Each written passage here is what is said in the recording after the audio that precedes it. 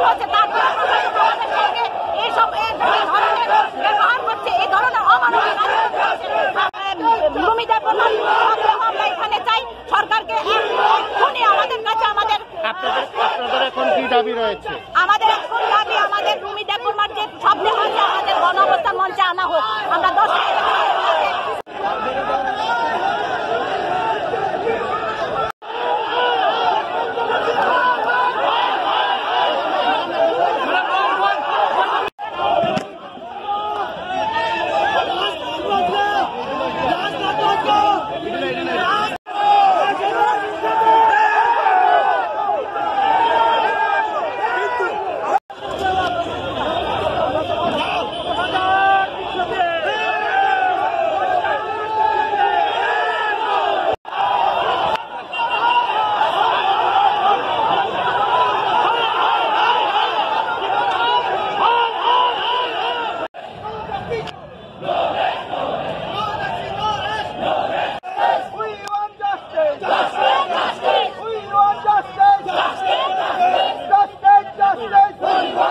কর্মসূচির কারণ কি? রাস্তা অবরোধ কেন চলছে?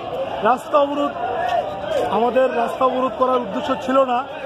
আমাদের আপনারা শুনেছেন গতকালকে আমাদের এক শিক্ষিকা সুইসাইড করে আত্মহত্যা করেছেন এবং ওনার বডিটাকে আজকে আনার জন্য আমরা এখানে চেষ্টা করেছিলাম, কিন্তু এসপি এবং আরক্ষা দপ্তর তার বডিটা যাতে এখানে না আনা হয় তার বাড়ির লোককে প্রেশার দিচ্ছে এবং বডিটা যাতে ওইখান থেকে খোয়াই নিয়ে যাওয়া হয়।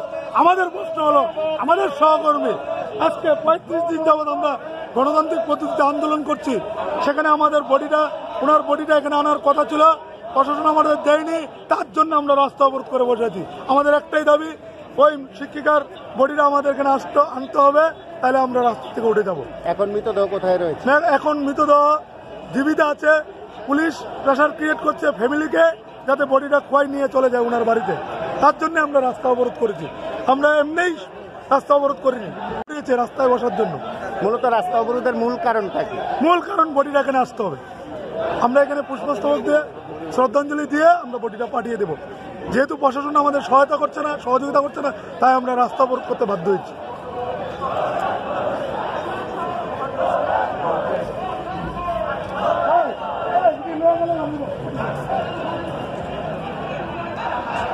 কমল